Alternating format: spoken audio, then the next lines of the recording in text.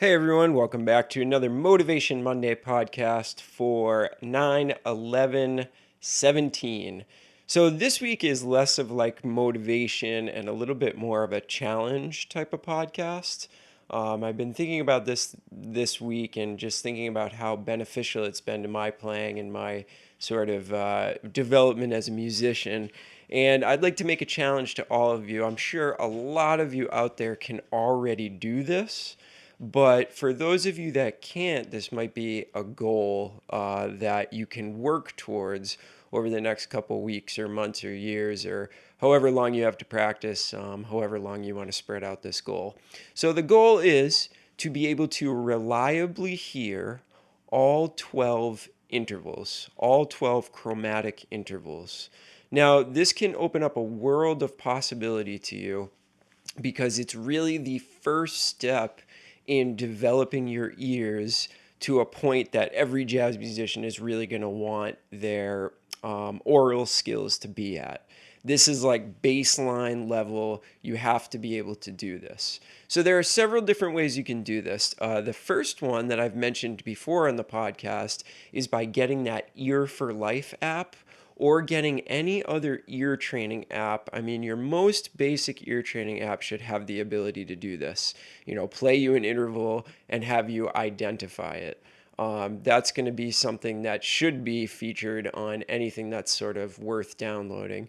I know that the Ear for Life app is really, really fantastic at this, and you can narrow it down to certain intervals if you have certain ones that you'd like to work on. There's just a lot of functionality in that application that would be really, really good for working towards this goal. Now, the other thing you could do is if you have somebody that you could work with, say another musician that you play with, somebody else that maybe you practice with, which is also a really good idea, practicing with a partner. That's a whole nother discussion though. So you could have somebody else sit down at the piano and play various intervals and you identify them, and then you could do the same for the other person. So there's another option. Now, if you don't really have anybody to do that with, then you could also sit down at the piano, play a certain note on the bottom, and then take a pencil, close your eyes, and hit another note with the eraser of the pencil or pen or whatever you want to use. And that's a fantastic way of not really knowing. I mean, you're going to have some semblance of how wide the interval is, so this isn't a perfect system, but that's a great way to just kind of put down the pencil, whatever note it falls on, you have to identify that interval. So between those three different ways of practicing the intervals, this should be something that you can really do. Now, for a while, it's going to be frustrating, especially if you are not experienced in ear training at all. It's going to be a really, really frustrating thing. But the more you work on it, the more you, just like anything else, the more you're going to start to be able to pick up these intervals and hear them instantaneously. And that's kind of my true sort of litmus test of whether you have it down or not, is if as soon as you hear the interval, you know what it is. If you need to hear it 2 or 3 times, that's fine at first. You're definitely going to have to hear it 2 or 3 times at first. But then you sort of know that you're working your way towards the end goal if you can hear an interval and barely after you've heard it, you know exactly what that is. Now, here's another, I know I'm really pushing this Ear for Life app, but one of the cool things about it is that it actually keeps score for you.